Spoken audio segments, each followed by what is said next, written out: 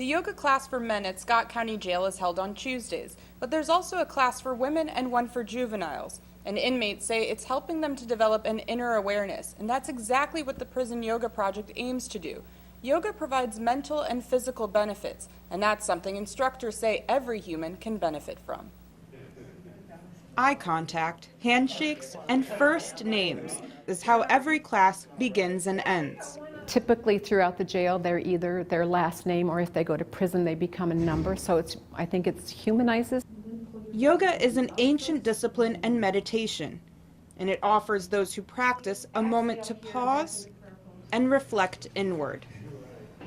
Control my anxiety, my stress level, being able to do something where you can just relax and not be judged and just breathe.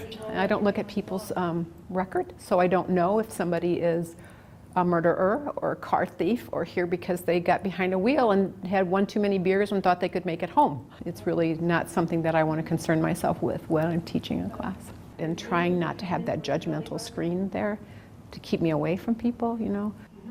Yoga is a spiritual set of postures that is said to have originated in northern India around 3000 BC, and the word yoga comes from a Sanskrit root word meaning to join or unite.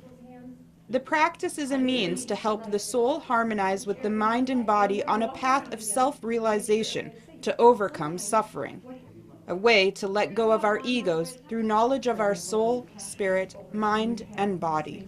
Just so that I can have a quieting of my mind. There's a lot of mental health issues, so having that quieting of the mind and being able to focus on something outside of here is always better. And spiritually, just getting in touch with self and being able to know that I exist, God exists, people exist around me, and we're all one. Harvard researchers say that there is growing evidence that yoga is a low-risk, high-yield approach to improving overall health. A study published by the International Journal of Yoga concluded that yoga was a feasible add-on therapy for psychosis.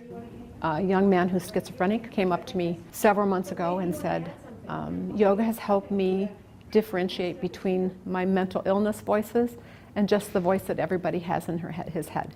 And most students at Scott County Jail say it offers them the ability to find serenity among the chaos. Kind of mellows me out, put me in my own little world, stay away from all the drama and other nonsense that goes on in here. It's very relaxing. It gets you out of the stagnant air upstairs, and it helps us, feel our inner being. Nothing's ever good about being in jail. Really stretch, really, and, be able to take my mind off the craziness that goes around every day. There's a bunch of immature people upstairs, and they have a way of getting under your skin, so this is a good retreat. Just ease my mind. Don't really think about anything else besides, what she's instructing. Moments of laughter and sparks of joy serve as a reminder of every individual's humanity. Uncomfortable closing your eyes? Don't close your eyes. Some say the best moments in the class are the silence. At the end, when she's talking, and just being able to get that out-of-body experience when you just drift away a little bit.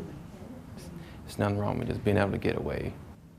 As they return to general population, these men say they hope to be able to channel what they learned in class and mentally go to the same place of Zen that yoga taught them, and quiet their mind regardless of what is around them.